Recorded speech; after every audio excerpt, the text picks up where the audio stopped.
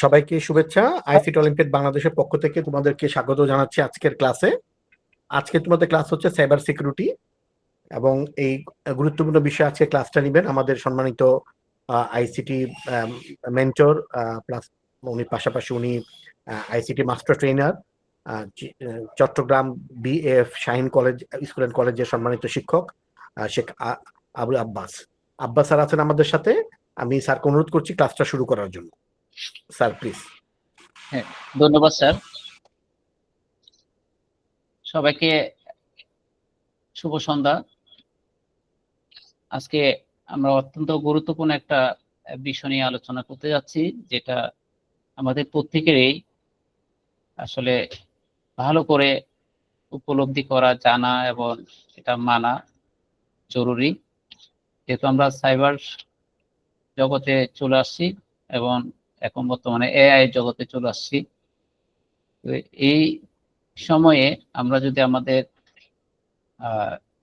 Information গুলো সুরক্ষা করতে না পারি, তাহলে আমাদের অনেক বড় ধরনের ক্ষতি হওয়ার সম্ভাবনা আছে। তো আমি শুরুতে বেসিক কিছু কথা তোমাদেরকে জিজ্ঞেস করব। তার মধ্যে এখানে মাত্র উপস্থিত হয়েছে 26 জন আমাদের স্টুডেন্ট, তারও জয়েন করবে। তো আমি একজনকে হ্যান্ড রাইজ করতে বলবো, যে আমার প্রশ্নের উত্তর দিবে। যে কোনো একজন হ্যান্ড রাইজ করো, যে আমার কথা ভয়েস ভালো করে শুনতে পাচ্ছ তাদের মধ্যে। ওকে, আমি ফার্স্টে তাহমিদকে আমার রিপ্লাই দেওয়ার জন্য বলবো। ঠিক আছে, তাহমিদ কি শুনতে পাচ্ছ? Yes sir. তুমি কোন ক্লাসে পড়ো? ক্লাস 9।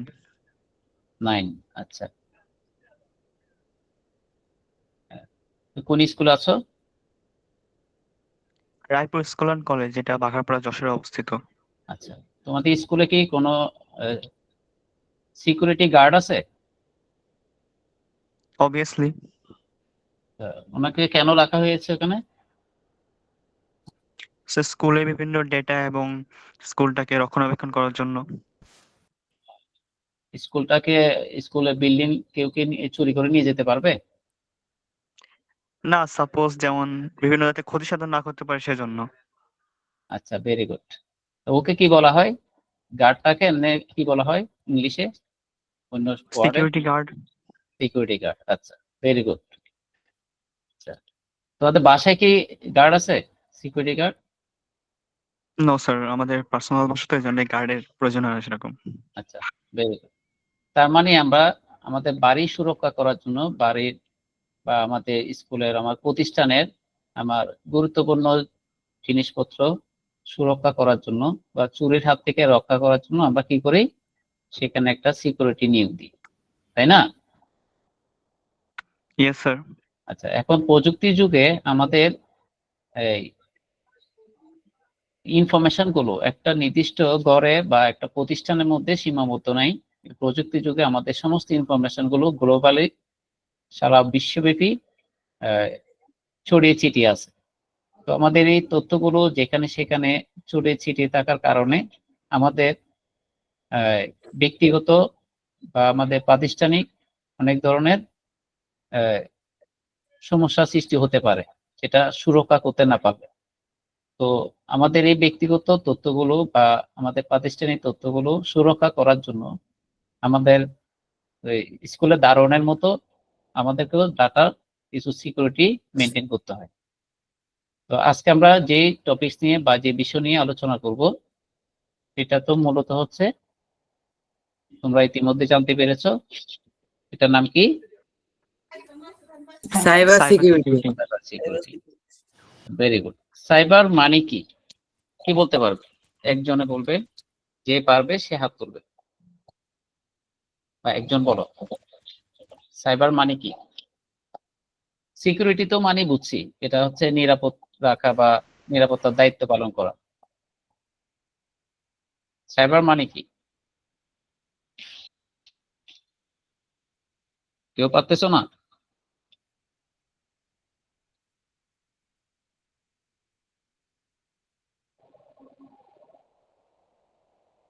হ্যালো, আমাকে আমাকে শুনতে পাচ্ছ? Yes, Yes, sir. sir. আচ্ছা, সাইবার মানে কি? সাইবার স্যার বুঝতে পারছি।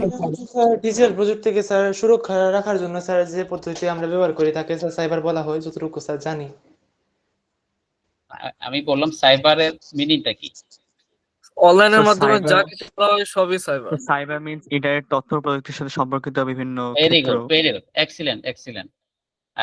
আইসিটি রিলেটেড মানে ইন্টারনেট রিলেটেড যতগুলো ডিভাইস আছে বা আছে ওগুলোকে সবগুলোকে একসাথে করে আমরা কি সাইবার বলি, ঠিক আছে? আর এই সাইবার ইন্টারনেটের মাধ্যমে আমাদের সমস্ত ইনফরমেশন, সমস্ত তথ্য বিভিন্ন জায়গায় ছড়িয়ে ছিটিয়ে যাচ্ছে। আর এই ছড়িয়ে ছিটিয়ে যাওয়ার একটা নির্দিষ্ট নিয়ম কানুন মেনে চলা বা রুলস এর মধ্যে থাকা, এই ডাটাগুলিকে সুরক্ষা করা, সবকিছু মেনটেন করবে কিসের মাধ্যমে? Cyber security. সাইবারের মাধ্যমে। সাইবার সিকিউরিটির মাধ্যমে, ঠিক আছে? আচ্ছা, এখন আমরা একটা তথ্য জানি কিনা, সেটা হচ্ছে আমাদের প্রতি 39 সেকেন্ডে আমাদের সাইবার আক্রমণ করতেছে, যেটা ডে বাই ডে আরো কম সময়ের মধ্যে আমরা আরো বেশি আক্রমণের শিকার হব। এই বিষয়টা মাথায় রেখে আমাদের এই সাইবার সিকিউরিটি বিষয়টা সম্পর্কে জানা অত্যন্ত জরুরি। কারণ কেউ একজন কি বলতে পারবে সাইবার সিকিউরিটিটা কি এবং এটা কেন প্রয়োজন?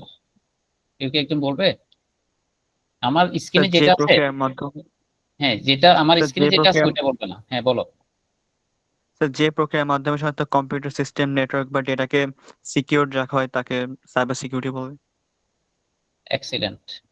ওর জন্য একটা কি বলবো, সবাই মনে মনে একটা তালি দাও, ঠিক আছে? আমরা তো দেখতে পাচ্ছি না, ধরে নিলাম সবাই ওকে থ্যাংক ইউ দিয়ে একটা তালি দিয়েছে। Thank you. মূলত সাইবার নিরাপত্তা হলো ডিজিটাল ডিভাইস, নেটওয়ার্ক এবং ডেটা কি করা, সাইবার হুমকি থেকে রক্ষা করা অনুশীলন, ঠিক আছে?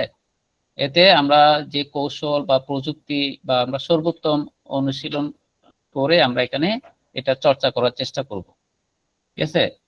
তো আমরা সাইবার নিরাপত্তার যে মূল তথ্যগুলি আছে সেই মূল তথ্যগুলোর মধ্যে এক নাম্বার হচ্ছে, আচ্ছা আমি মূল তথ্যটা বলার আগে তোমাদেরকে এই সাইবার সিকিউরিটির একটু গুরুত্ব আছে না, এটা কেন এত গুরুত্বপূর্ণ, সিকিউরিটি কেন গুরুত্বপূর্ণ সেটা নিয়ে আমি একটু কথা বলি। সেটা হচ্ছে আমাদের যে দৈনন্দিন জীবনে আমরা যে তথ্য ও ডেটার সুরক্ষা নিশ্চিত করতে চাই, ঠিক আছে? সেই তথ্য বা ডেটার সুরক্ষা নিশ্চিত করতে আমাদের সাইবার নিরাপত্তা অপরিহার্য। একটা হচ্ছে আমরা অনলাইন যে জালিয়াতি হয়, অনলাইন জালিয়াতি বা সাইবার হামলা হয়, সেই অনলাইন জালিয়াতি বা সাইবার হামলা থেকে আমাকে নিজেকে বা আমার নিজের প্রতিষ্ঠানকে, আমার নিজের প্রতিষ্ঠানের গুরুত্বপূর্ণ ডেটাকে সুরক্ষা করার জন্য সাইবার সিকিউরিটি দরকার। আমি যদি আরো বলি, ব্যবসা ব্যবসা প্রতিষ্ঠান বা ব্যবসায়ী যারা আছে তাদের সুনাম এবং আর্থিক ক্ষতি এড়াতে আমাদের সাইবার নিরাপত্তা অত্যন্ত জরুরি।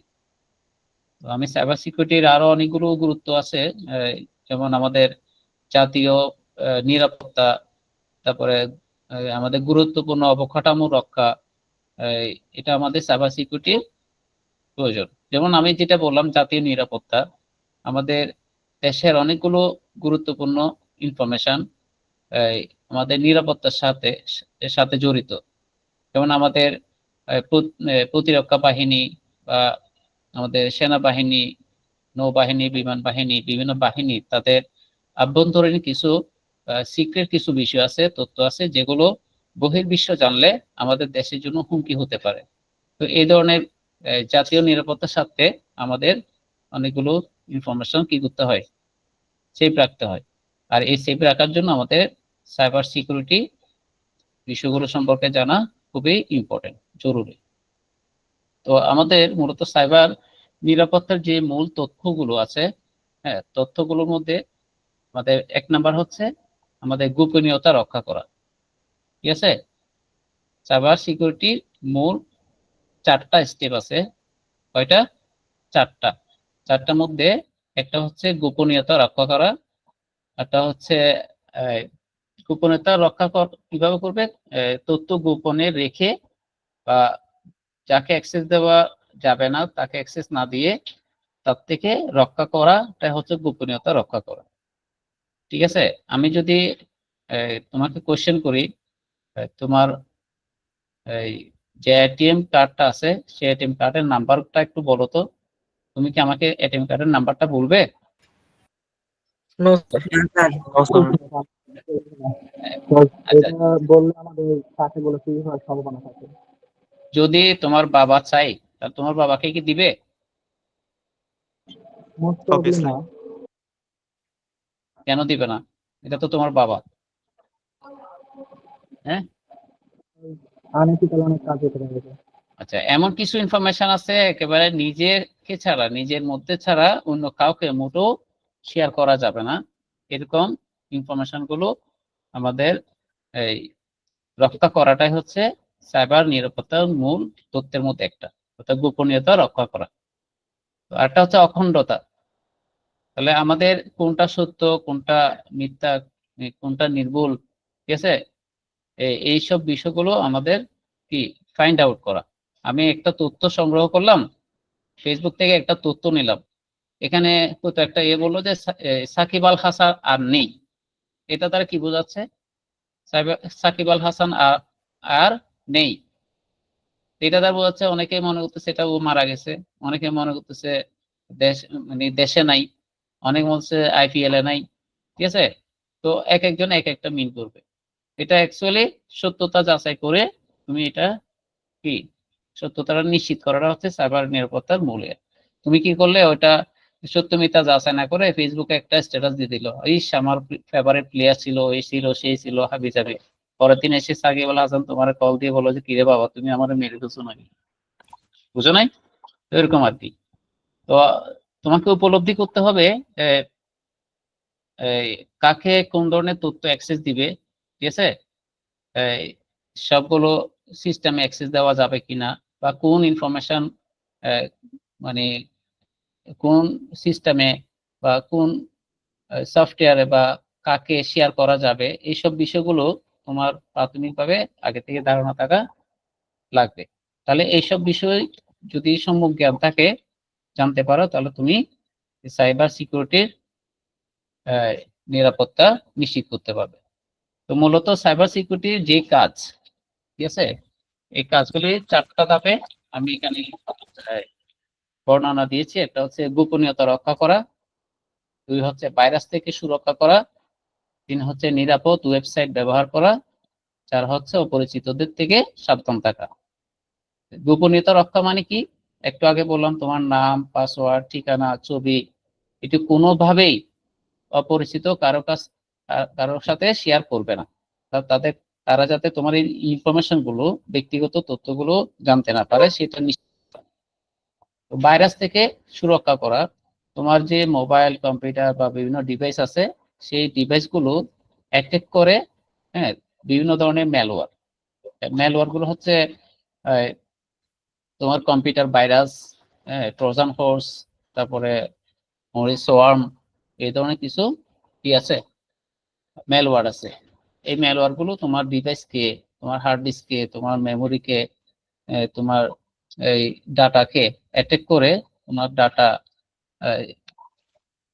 নষ্ট করে ফেলতে পারে বা তোমাকে বিভিন্ন ধরনের হয়রানির শিকার করতে পারে।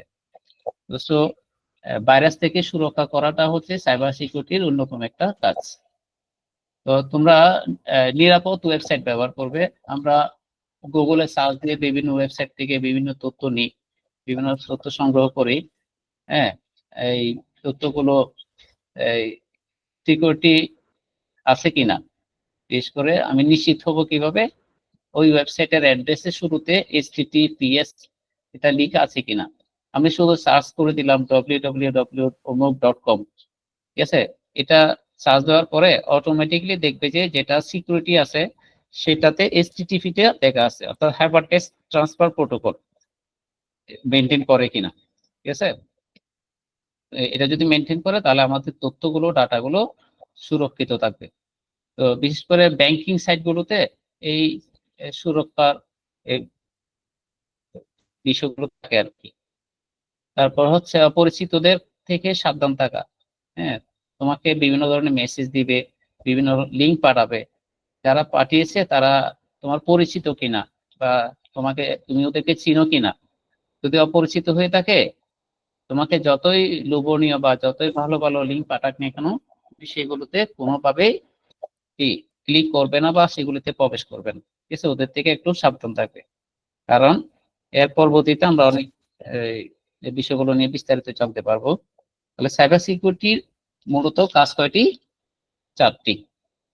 এগুলি পরীক্ষায় আসতে পারে। ঠিক আছে, তাহলে কি কি?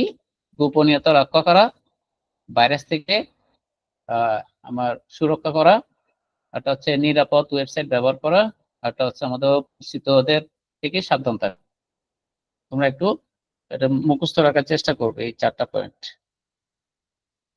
তো এখন সাইবার সিকিউরিটির কথা বললাম।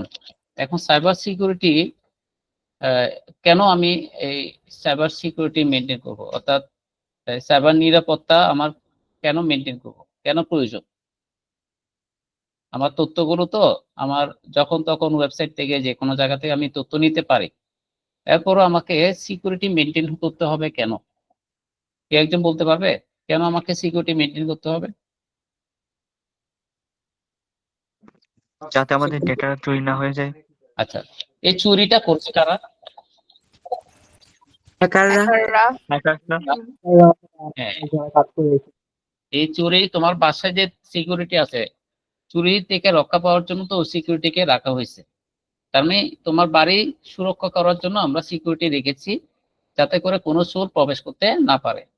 আমরা চোর বলি, ডাকাত বলি, ঠিক আছে, হাইজ্যাকার বলি, হ্যাঁ, সবগুলো কিন্তু একই ক্যাটাগরির ভিন্ন রূপ।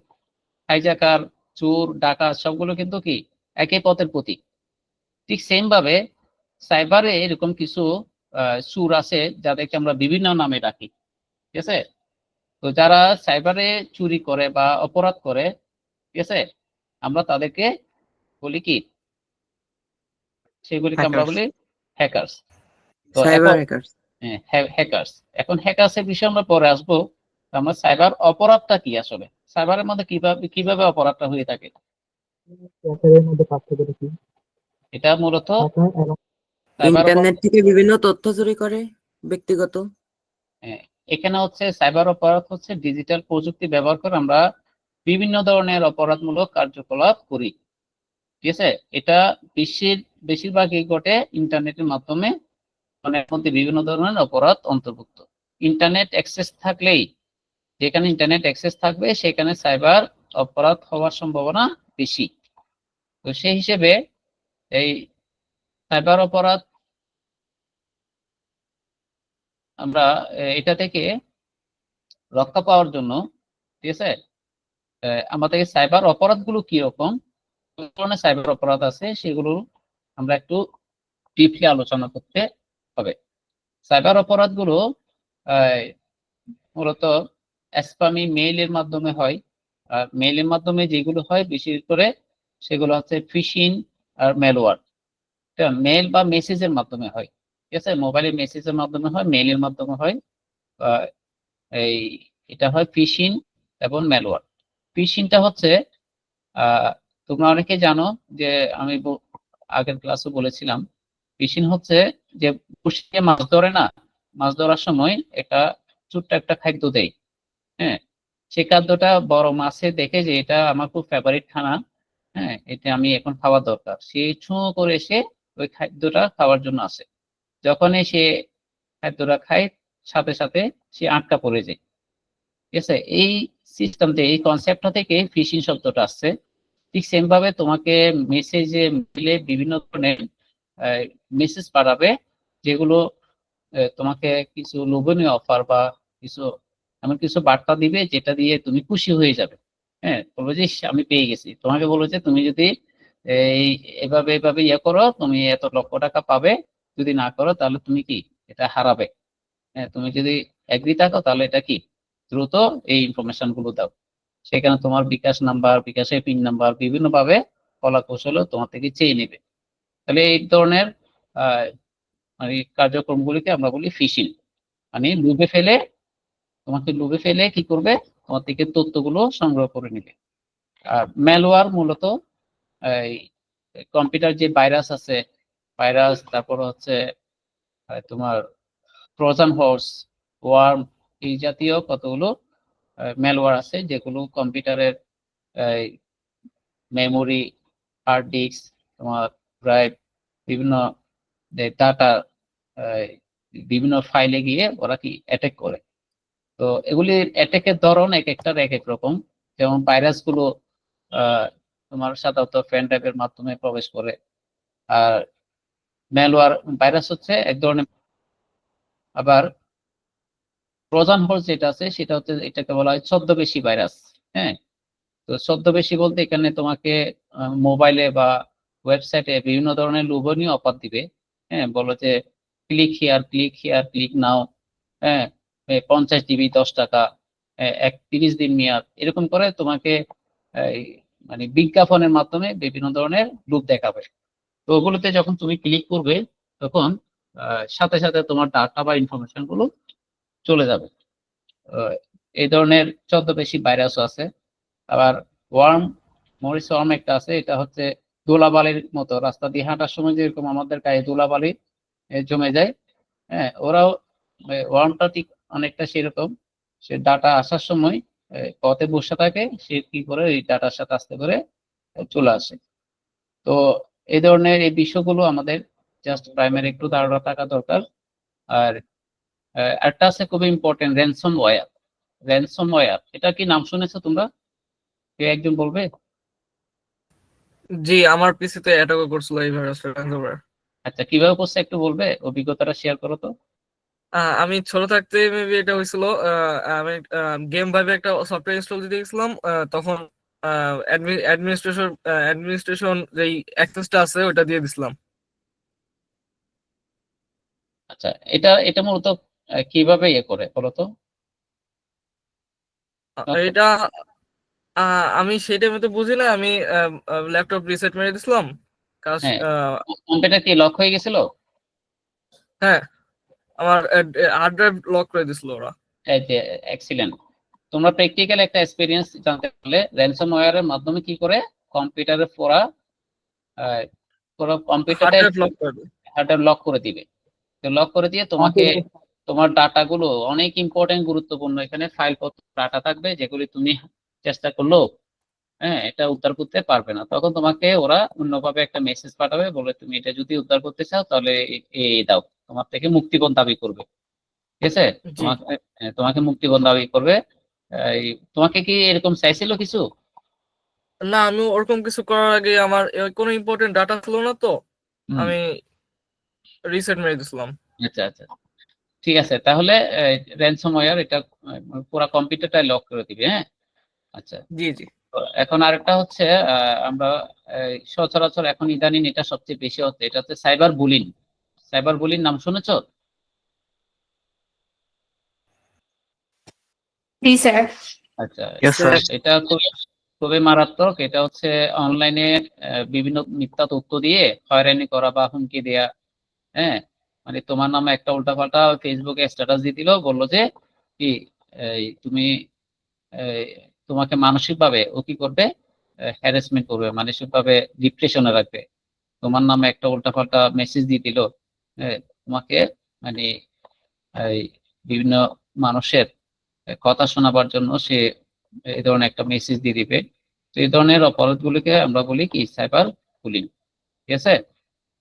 আর একটা আছে আইডেন্টিটি থেফট, মানে অন্যের পরিচয় ব্যবহার করে অপরাধ করা। হ্যাঁ, মানে এটা জলজান্ত এক্সাম্পল হচ্ছে এই মানে ফেক আইডি, ফেসবুকের ফেক আইডি। এটা অনেক বড় মারাত্মক একটা কিন্তু অপরাধ। ঠিক আছে, এই ধরনের অপরাধ আমরা করব না। একটা অনলাইন স্ক্যামের মাধ্যমেও এই তোমার প্রতারণা করে, যেমন মিথ্যা অপবাদ দেওয়া, প্রতারণা করা। ঠিক আছে, এরকম। আর এখানে হুমকি প্রদর্শন করা, ব্ল্যাকমেল করা, হ্যাকিং করা, হ্যাঁ, তারপরে তোমার আপত্তিকর তথ্য প্রকাশ করা, মানে তোমার পার্সোনাল ডাটা লিক করে দেওয়া। ঠিক আছে, তারপরে একটা সাইবার যুদ্ধ, এটা সাইবার ওয়ার বলা হয়। ঠিক আছে, এটা খুবই মানে খুবই ডেঞ্জারাস একটা এটা ভবিষ্যতে আমার মনে হয় এই, একটা দেশের সাথে আরেকটা দেশের অস্ত্র দিয়ে যুদ্ধ হবে না এখন। সাইবার যুদ্ধ যেটা হবে সেটা হচ্ছে বিভিন্ন দেশের কেন্দ্রীয় ব্যাংক থেকে শুরু করে বড় বড় প্রতিষ্ঠানগুলোকে এই হ্যাক করে তাদের তথ্যগুলো ডাটাগুলো বা তাদের মানিগুলো ট্রান্সফার করে নিবে। এই এই সাইবার যুদ্ধ কিন্তু আহ, ইতিমধ্যে আমার মনে হয় শুরু হয়ে গেছে, ঠিক আছে। এটার মধ্যে সবচেয়ে ইম্পর্টেন্ট একটা হচ্ছে ডিডোস অ্যাটাক। ডিডোস অ্যাটাক নাম শুনেছো? কেউ ডিডোস অ্যাটাক নাম শুনেছো? জি জি। Yes, sir. আচ্ছা, ডিডোস অ্যাটাকটা হচ্ছে কোনো একটা ওয়েবসাইট বা সার্ভারে অতিরিক্ত ট্রাফিক পাঠিয়ে সেটাকে অচল করে দেওয়া, ঠিক আছে। এগুলি বড় ধরনের প্রতিষ্ঠানগুলোতে হয়, ঠিক আছে, যাতে করে ও প্রতিষ্ঠান আর সচল না থাকে আর কি, ঠিক আছে। তো এই বিষয়গুলো নিয়ে বিস্তারিত আসলে আলোচনা করতে গেলে আমাদের অনেক সময়ের প্রয়োজন। আমি জাস্ট হালকা করে তোমাদেরকে আইডিয়া দিচ্ছি। এই আইডিয়া থেকে তোমরা পরবর্তীতে আহ, এটা বিশদভাবে বা বিস্তারিত জানার চেষ্টা করবে বিভিন্ন লিঙ্ক সাইট থেকে, গুগল থেকে, চ্যাট জিপিটি থেকে বা জেমিনি, হ্যাঁ, এরকম অনেকগুলো এআই টুলস আছে ওখান থেকে, বিভিন্ন বই থেকে, ঠিক আছে। তোমরা গুলি প্রতিনিয়ত আপডেট গুলো জানার চেষ্টা করবে। তো এইভাবে জানতে জানতে আমরা একসময় দেখবে যে মানে সাইবার ক্রাইম রিলেটেড বা সাইবার সিকিউরিটি রিলেটেড সব ধরনের তথ্য আমরা আহ, জেনে যাব। তো আজকেও আমাদের যে বিষয়গুলো নিয়ে আলোচনা হবে তার মধ্যে আমরা সাইবার অপরাধ কিভাবে মানুষ আক্রান্ত হয়, হ্যাঁ, সাইবার অপরাধে আক্রান্ত হওয়ার অনেকগুলো ওয়ে আছে। এর আগে আমি আলোচনা করেছি ফিশিং এর মাধ্যমে আক্রান্ত হয়, ম্যালওয়্যারের মাধ্যমে হয়, তারপরে ডেটা লিকের মাধ্যমে হয়, ঠিক আছে। তো আমাদের দৈনন্দিন জীবনে আমাদের যে অপরাধগুলি হয়ে থাকে, হ্যাঁ, তার মধ্যে সবচেয়ে উল্লেখযোগ্য কয়েকটা আমি এখানে পয়েন্ট এনেছি। সেটা হচ্ছে আমরা যে ওয়াইফাই নেটওয়ার্ক ব্যবহার করি সেই ওয়াইফাই নেটওয়ার্কের মাধ্যমে আমাদের অনেকগুলো ইনফরমেশন লিক হয়ে যায় বা এই তথ্যগুলি চলে যায়। তোমরা হয়তো জানো না, তোমরা যখন share wifi share password use করো, একই পাসওয়ার্ড যখন 4-5 জন 6 জনকে দাও, তখন দেখা যাচ্ছে এই তোমার এই ওয়াইফাই যে ডিভাইসের সাথে যে আইপি ইউজ করা হয় সেটার মাধ্যমে তাদের প্রত্যেকের এই ডিভাইসের মধ্যে সেই তথ্যগুলি চলে যায়। সেক্ষেত্রে তোমার ডাটা সুরক্ষা আহ, রাখা সম্ভব হয় না এবং এটার ঝুঁকিতে পড়ে যায়। সেজন্য শেয়ার পাসওয়ার্ড বা একটা ওয়াইফাই থেকে অপরিচিত আশেপাশে লোকজনকে এই পাসওয়ার্ড দেওয়া থেকে বিরত থাকবে। পাসওয়ার্ড দিবে আহ, তুমি যে কোনো ডিভাইসে বা যে কোনো ফাইলের পাসওয়ার্ডটা স্ট্রং পাসওয়ার্ড দিবে। বিশেষ করে কোনো একটা আইডি প্রোফাইল খোলার সময় পাসওয়ার্ডটা খুব স্ট্রং দিবে। দুর্বল পাসওয়ার্ড দিলে সেটা কি ঝুঁকিতে পড়ার সম্ভাবনা। অনেকে এই নাম দিয়ে, জন্ম তারিখ দিয়ে বা জন্ম সাল দিয়ে এই তোমরা এই পাসওয়ার্ড দাও। যারা হ্যাকার তারা কিন্তু বিভিন্নভাবে মানে একটা সাইটে ঢোকার জন্য ওরা বিভিন্নভাবে স্মল লেটার দিয়ে, ক্যাপিটাল লেটার দিয়ে, নাম্বার দিয়ে, হ্যাঁ, মানে তোমার কোন একটা সাইটে ঢুকে তোমার তথ্যগুলো নিয়ে ওরা একটা লিস্ট করবে। লিস্ট করে কি করে সেখানে তোমার নাম দিবে, জন্মসাল দিবে, একটার সাথে একটা বসাবে। কয়েক হাজার বার চেষ্টা করে তারা। তো চেষ্টা করার ফলে সে একসময় না একসময় সাকসেস হয়ে যায়। তখন সে তোমার সেই আইডিতে ঢুকে যায়। তখন বলা যায় তোমার আইডিটা কি হয়েছে, হ্যাক হয়েছে। হ্যাকটা কিন্তু এমনি এমনি হয় না, হ্যাকটা কিন্তু এত সহজ না। হ্যাক করা কিন্তু অনেক জটিল একটা বিষয়। এটা এটা যদি একদম সহজ কাজ হতো তাহলে সবাই কিন্তু হ্যাকিংয়ে চলে যেত, ঠিক আছে। তো এটা অনেকভাবে হ্যাকিং করে, ঠিক আছে। এই সিস্টেম গুলো, পদ্ধতি গুলো তোমরা আস্তে আস্তে পরবর্তীতে আরো পরে ক্লাসে গেলে বা সাজেশন বা সিলেবাসে থাকলে জানতে পারবে। এখন অনলাইন ব্যাংকিং এবং অন্য স্পর্শকাতর তথ্য সংরক্ষণ করার সময় আমরা সাবধান না হওয়া। তো আমরা অনলাইনে অনেক ব্যাংকিং কার্যকলাপ করি। ব্যাংকিং এটিএম কার্ডের পিন নাম্বার আমি টাইপ করার সময় আমার পাশের লোকজন যিনি ছিলেন উনি দেখে ফেলার কারণে হতো তোমার এটা সুরক্ষিত নয়। তারপরে তোমার অন্যান্য স্পর্শকাতর যে তথ্যগুলো আছে, হ্যাঁ, ইনফরমেশন ফিল আপ করার সময় বা ব্যাংকিং বা ফর্ম ফিল আপ করার সময় তুমি এখানে মোবাইল নাম্বার দিচ্ছ, ইমেল আইডি দিচ্ছ বা বিভিন্ন তথ্য দিচ্ছ, এখানে পাশের জন হয়তো দেখা যাচ্ছে যে তোমার একজন শত্রু বা দুশ্মন দাঁড়িয়ে আছে, তোমার এই তথ্যটা সে কি করবে, আহ, চোখে স্ক্যান করে নেবে। চোখে স্ক্যান মানে বুঝো, অনেকে কিন্তু চোখে দেখলে এটা মেমোরিতে ঢুকে যায়, ঠিক আছে? তো এরকম হয় আর কি। তো অনলাইনে যে সাইট গুলো অনুমোদিত না, সেই সাইট গুলো বা সেই অ্যাপস গুলো, সফটওয়্যার গুলো আমরা ব্যবহার করব না। হ্যাঁ, এগুলো ব্যবহার করলে আমাদের ঝুঁকি বাড়তে পারে। এই ধরনের অনেকগুলো সাইবার সিকিউরিটি থ্রেট আছে, তার মধ্যে আমি কয়েকটা নাম দিলাম এখানে দেখো। যেমন ফিশিং বললাম, ফিশিং নিয়ে আলোচনা করলাম, ম্যালওয়্যার নিয়ে আলোচনা করলাম, তারপরে ডিডস অ্যাটাক নিয়ে আলোচনা করলাম, ঠিক আছে, র্যানসমওয়্যার নিয়ে আলোচনা করলাম। এখানে আরো অনেক আছে, অ্যাডভান্স প্রেসিডেন্ট থ্রেটস আছে, ডিএনএস অ্যাটাক আছে, ঠিক আছে। এই বিষয়গুলো তোমরা এই এই ছবিটা তোমরা স্ক্রিনশট করে নিতে পারো, অথবা তোমার পিডিএফ বই যেটা দেওয়া আছে ওইটাতে হয়তো থাকতে পারে, একটু দেখে নিন, ঠিক আছে। তো এরপরে হচ্ছে আমাদের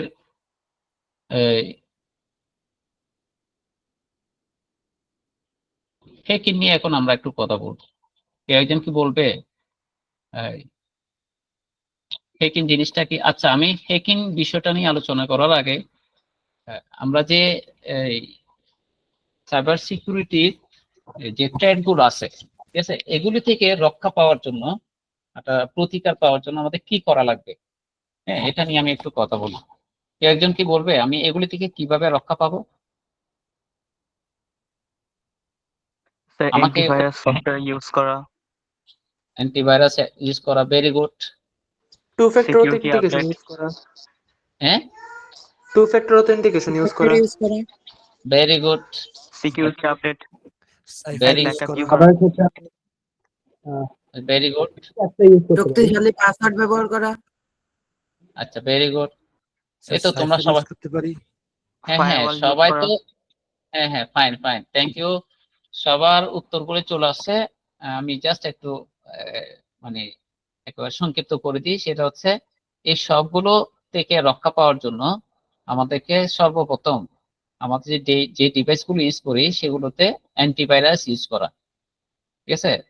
অ্যান্টিভাইরাসটা কিন্তু এক ধরনের সফটওয়্যার, ঠিক আছে। আমাদের কম্পিউটার কিন্তু হার্ডওয়্যার সফটওয়্যার এই দুইটা জিনিসের মাধ্যমে, ডিভাইসের মাধ্যমে তো চলে। তো আমাদের সফটওয়্যার ছাড়া কিন্তু এই কম্পিউটারটা চলবে না, মানে হার্ডওয়্যার অচল। হার্ডওয়্যার ছাড়া সফটওয়্যার অচল, সফটওয়্যার ছাড়া হার্ডওয়্যার অচল। এই সফটওয়্যার গুলো কিন্তু আমাদের এই যা কিছু এখানে থাকবে সব সফটওয়্যার। তো ভাইরাসটাও কিন্তু এক ধরনের সফটওয়্যার, হ্যাঁ, যেটা ক্ষতিকর সফটওয়্যার বলা হয় আর কি।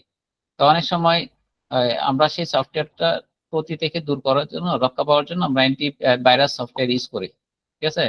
আবার অ্যান্টিভাইরাস সফটওয়্যার একটা থাকাকালীন অবস্থায় যখন তুমি আরেকটা অ্যান্টিভাইরাস দিবে, তখন দেখা যাচ্ছে যে ওই অ্যান্টিভাইরাসটা আবার ভাইরাস হয়ে গেছে, বুঝছো? তোমরা এটা একটু অ্যালার্ট থাকবে। তো একটা অ্যান্টিভাইরাস সফটওয়্যার আছে 1 বছর মেয়াদের, তুমি এর মধ্যে কি করলে আরেকটা অ্যান্টিভাইরাস সফটওয়্যার ইনস্টল করলে, তখন ওই দুইজনে ওখানে গিয়ে মারামারি শুরু করবে, একজনকে মেরে কি হ্যাক করে ফেলাই দিবে, তারপরে সে কি করবে, আক্রমণাত্মক হয়ে যাবে, তার মানে সে ভাইরাস হয়ে যাবে।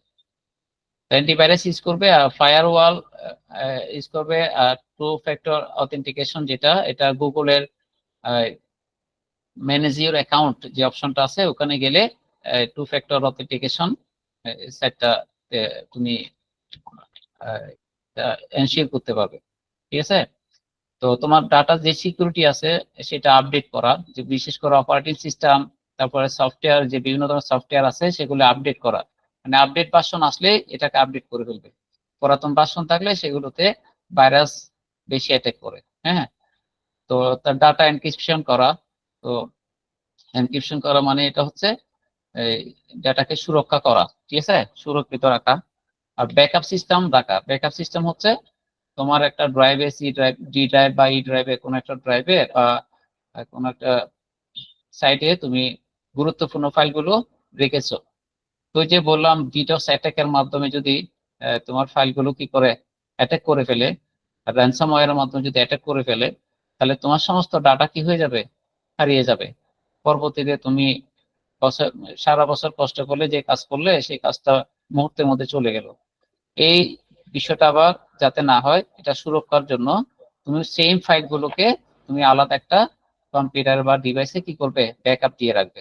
তাহলে কি হবে, তোমার কোন একটা ভাইরাস বা ম্যালওয়্যার যদি অ্যাটাক করে তাহলে সে ডাটাগুলো পুনরুদ্ধার করতে পারবে। আচ্ছা, তো এই বিষয়গুলো হচ্ছে আমাদের আজকের সাইবার সিকিউরিটির গুরুত্ব, কাজ, হ্যাঁ, তারপরে এটা কিভাবে ঘটে, এটা প্রতিকারের উপায়গুলো কি বললাম। তো এখন এই কাজগুলো সাইবার অ্যাটাক যারা করে তাদেরকে, মানে অ্যাটাক করাকে বলা হয় হ্যাকিং। ঠিক আছে, সাইবার যে অ্যাটাক গুলি করে এগুলো হচ্ছে কি হ্যাকিং। কিং হ্যাকিং মূলত দুই ধরনের, একটা হচ্ছে ইথিক্যাল, একটা হচ্ছে কি Unethical. আনএথিক্যাল। ইথিক্যাল হচ্ছে নৈতিকভাবে করে, আরটা হচ্ছে অনৈতিকভাবে করে। তো একটা বৈধ আর একটা অবৈধ, একটাকে ভালো বলা যায়, একটাকে কি খারাপ বলা যায়। এখন হ্যাকিং মানিটা কি? হ্যাকিং মানে হচ্ছে আমার তোমার কোন একটা ডিভাইসে অনুপ্রবেশ করা, মানে তোমার ফেসবুক আইডিতে আমি ঢুকতে পারলাম। এখন ফেসবুক আইডিতে ঢোকার জন্য আমাকে তুমি আইডি পাসওয়ার্ড কিছু দাও নাই, এটা কিন্তু আমি ঢুকে গেলাম, এটা এক ধরনের হ্যাকিং। ঠিক আছে, তুমি আমাকে আইডি পাসওয়ার্ড দিলে, দেওয়ার পরে আমি ঢুকে গেলাম, এটাও এক ধরনের হ্যাকিং। তাহলে তুমি আমাকে অ্যাক্সেস দিলে সেটা হচ্ছে ইথিক্যাল, তুমি যদি আমাকে অ্যাক্সেস না দাও, ইলিগেল ভাবে যদি তোমার আমি আইডিতে ঢুকি, তাহলে এটা হচ্ছে আনইথিক্যাল। ঠিক আছে, সবাই কি বুঝতে পেরেছো? Yes, yes sir. স্যার জি স্যার। তো আমাদের এথিক্যাল হ্যাকিং মূলত আহ, এগুলি কারা করে? এথিক্যাল হ্যাকিং হচ্ছে সিস্টেমের নিরাপত্তা সুরক্ষার জন্য অনুমতি নিয়ে হ্যাকিং করা বা দুর্বলতা চিহ্নিত করা। বিশেষ করে অনেক বড় বড় প্রতিষ্ঠানে তাদের ডাটা সুরক্ষা করার জন্য, হ্যাঁ, মানে কিছু হ্যাকার নিয়োগ দেয়। ঠিক আছে, বা হ্যাকার ভাড়া করে, আউটসোর্সিং এর মাধ্যমে অনেকে হ্যাকিং, অনেক হ্যাকারই কিন্তু কাজ করে। যারা হয়তো হ্যাকার যারা আছে তাদের ডিমান্ড অনেক বেশি, 5-6 লক্ষ, 10 লক্ষ টাকা, 20 লক্ষ টাকা পর্যন্ত তাদের মান্থলি ইনকাম হয়। যারা যত বেশি ভালো স্কিলড, তারা তত বেশি এই হ্যাকিং করে আয় করতে পারে। আমরা সাধারণত হ্যাকিং শব্দটা নেগেটিভ অর্থে আমরা শুনে আসতেছি, তাই না? হ্যাকিংটা আসলে নেগেটিভ ওয়ার্ড না। হ্যাকিং এই শব্দটা মূলত এই ডাটা সুরক্ষা করার জন্য। আমি একটা প্রতিষ্ঠান আছে, কোম্পানি আছে, আমি কিন্তু আইটি রিলেটেড, আইসিটি রিলেটেড কিছু জানি না, আমার কোটি টাকা আছে, তো আমার তথ্যটা সুরক্ষা করার জন্য আমি তো পারবো না। আমাকে সুরক্ষা করার জন্য আমার এই বিষয়ে যারা জ্ঞানী অভিজ্ঞ তাদেরকে নিয়ে আসবো। অর্থাৎ পাসওয়ার্ড ভুলে গেছো বা তুমি কোনো কারণে পাসওয়ার্ড চুরি হয়ে গেছে, তো তোমার ডাটাগুলো খুঁজে পাচ্ছ না, এই ক্ষেত্রে আমরা কি করব, যারা এই মানে পাসওয়ার্ড পুনরুদ্ধার করতে পারে, তাদেরকে হ্যাকার বলে, তাদেরকে আমরা হায়ার করে নিয়ে আসবো। যদি আমি হায়ার করে নিয়ে আসি তখন তাদেরকে আমরা ইথিক্যাল হ্যাকার বলবো, হ্যাঁ, বা ইংলিশে আরেকটা ওয়ার্ড আছে, এটা হচ্ছে হোয়াইট হ্যাট হ্যাকার বলবো। ঠিক আছে, তাদেরকে কি বলবো? White hat hacker. যারা অ্যাক্সেস নিয়ে, হ্যাঁ, অন্যের আইডিতে প্রবেশ করবে, তখন তাদেরকে আমরা বলবো ইথিক্যাল হ্যাকার, বা ইথিক্যাল হ্যাকার মধ্যে একটা আছে হোয়াইট হ্যাট হ্যাকার। বুঝতে পেরেছো? Yes, sir. এখন এখন আমি যদি তোমাকে অ্যাক্সেসটা না দিই, অ্যাক্সেস না দিই বলতে তোমাকে আমি কি দিলাম না, আমার আইডিতে প্রবেশ করার সুযোগ দিলাম না, আইডি পাসওয়ার্ড কিছু দিলাম না, তুমি কি করলে, মনের মধ্যে একটা দুষ্টমি শয়তানি কাজ করতেছে, আমি আমার বন্ধুর আইডি হ্যাক করব।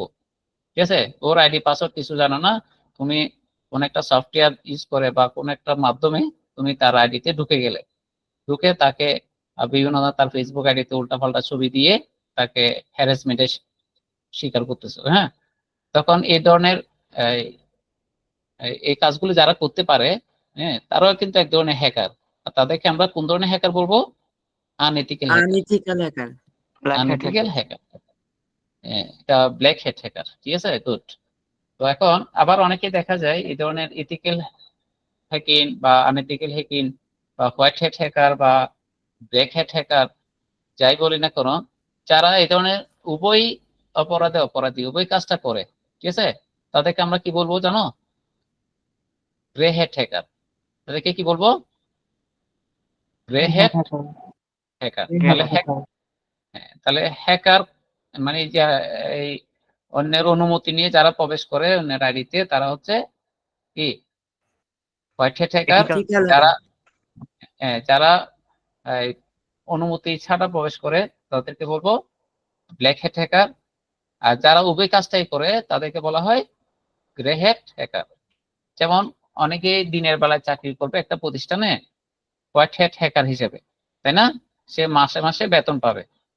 আবার রাতের বেলা কি করলো, সে মানে রাতের বেলায় রাত জেগে বড় বড় কোম্পানিগুলোর আইডি পাসওয়ার্ড গুলো মানে হ্যাক করে ওদেরকে ব্ল্যাকমেলে মানে ব্ল্যাকমেল করতেছে। তো ও ভালো কাজও করলো আবার খারাপ কাজও করলো, তবে তাদেরকে আমরা কি বলবো? গ্রে হ্যাট হ্যাকার বলবো। কি বলবো? Grey hat hacker. ঠিক আছে? হ্যাঁ।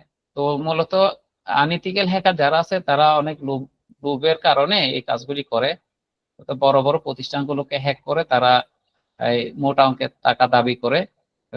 টাকা দিলে তারা ওইটা দিয়ে বছর খানিক একটু চুপচাপ থাকে, আবার শুরু করে, এরকম আর কি। তো যাক, এখন আমরা সবাই তোমরা কি হ্যাকার হতে চাও? একটু বলো তো, জি স্যার। কোন ধরনের হ্যাকার হতে চাও? Ethical hacker. ইথিক্যাল হ্যাকার, তাই না? এই এই হ্যাকারের ডিমান্ড ডে বাই ডে কিন্তু বেড়েই যাচ্ছে। ইন ফিউচার কিন্তু আমরা তোমাদেরকে বলে রাখি, চাকরি শব্দটা থাকবে না। কথা বুঝছো? এআই যুগে চাকরি শব্দটা থাকবে না। অফিস আদালতে অফিসার বড় বড় চেয়ারে বসে থাকার এই লোকগুলো থাকবে না। যেখানে 20 জন লোক কাজ করতো সেখানে একজন লোক দিয়ে হয়ে যাবে। যেখানে 20 জন লোক এক মাসে যে কাজ করতো, বর্তমানে এআই যুগে একদিনে সে 20 জনের কাজ, এক মাসের কাজ একদিনেই করতে পারতেছে। বুঝছো? সো তোমাদের যত বেশি স্কিল হবে, হ্যাঁ, যত বেশি এইসব বিষয়ে জানতে পারবে, তত তোমাদের ফিউচার কেরিয়ার অনেক উজ্জ্বল হবে। ঠিক আছে?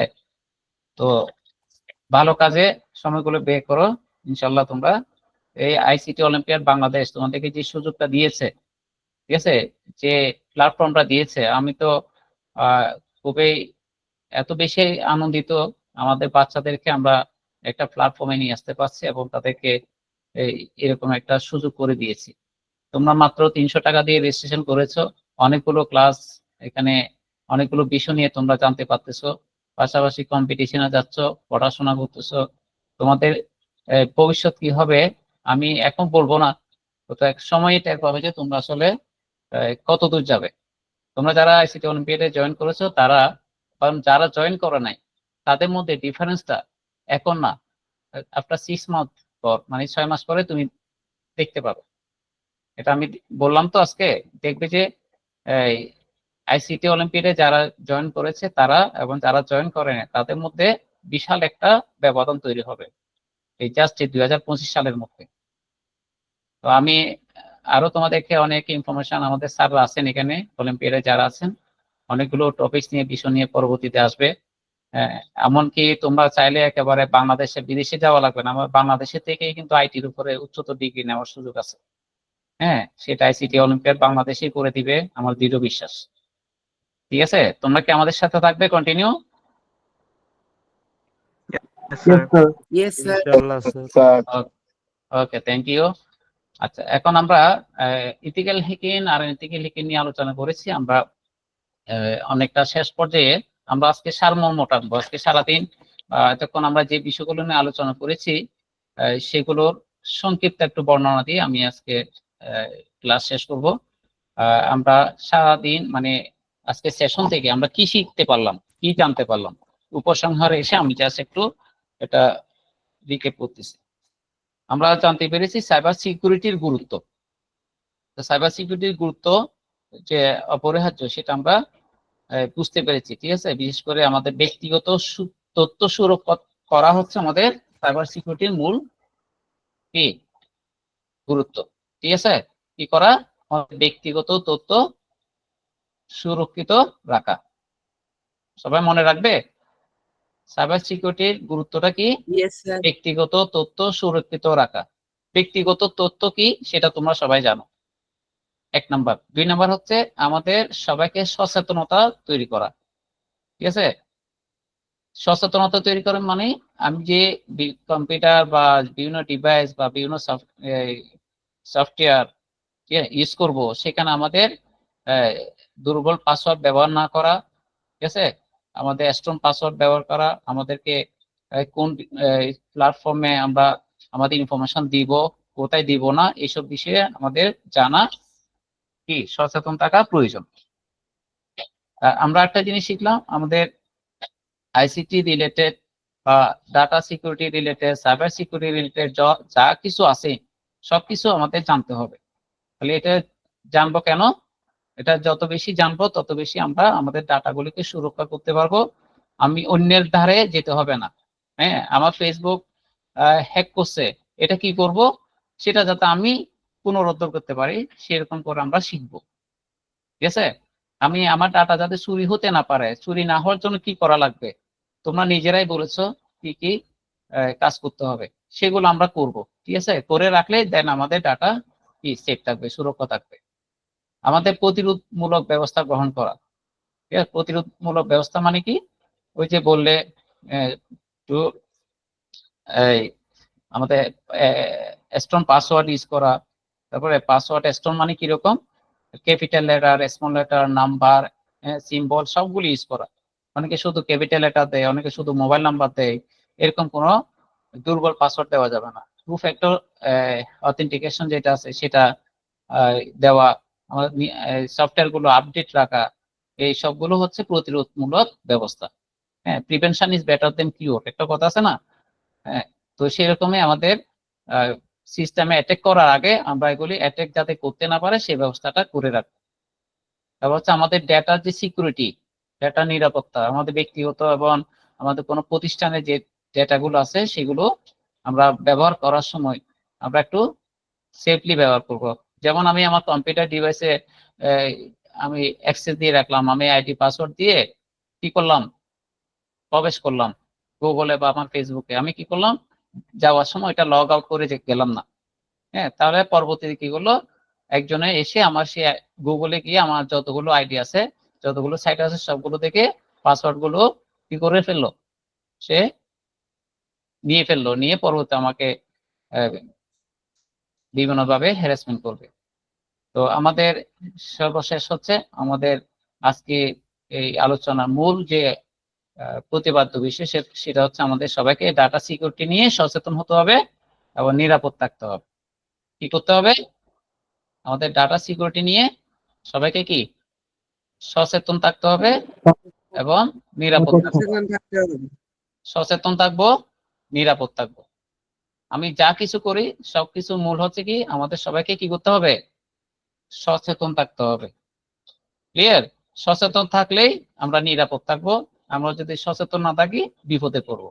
যে একটু আগে বললাম, কি বললাম, তোমার কম্পিউটার অন করে গুগলে আইডি পাসওয়ার্ড দিয়ে অন করে সুন্দর করে গেছো বাথরুমে, এর মাঝখানে এসে আরেকজন তোমার তথ্যগুলো কি সুন্দর করে গুগল থেকে নিয়ে গেল। ঠিক আছে, কারণ গুগল টু ফ্যাক্টর অথেন্টিকেশন যখন করে রাখবে তোমার সমস্ত আইডি পাসওয়ার্ড এখানে কিন্তু কি সংরক্ষিত থাকবে। ওখানে সংরক্ষিত থাকলেই তোমার এখান থেকে আইডি পাসওয়ার্ড গুলো নিয়ে চুরি করে আরেকজনে কি ইয়ে করতে পারে। তো আরেকটা অপশন আছে, কেউ যদি 4-5টা ডিভাইসে যদি তুমি আইডি পাসওয়ার্ড ইউজ করো, সেখান থেকে লগ আউট করে যদি না আসো, তাহলে তোমার বাসায় যে পার্সোনাল যে কম্পিউটার বা পিসি আছে সেখান থেকে তুমি চাইলে সবগুলোকে লগ আউট করে দিতে পারো। ঠিক আছে, এই অপশনটাও হয়তো তোমরা জানো। এখন এই যুগের ছেলে মেয়েরা কিন্তু অনেক অ্যাডভান্স।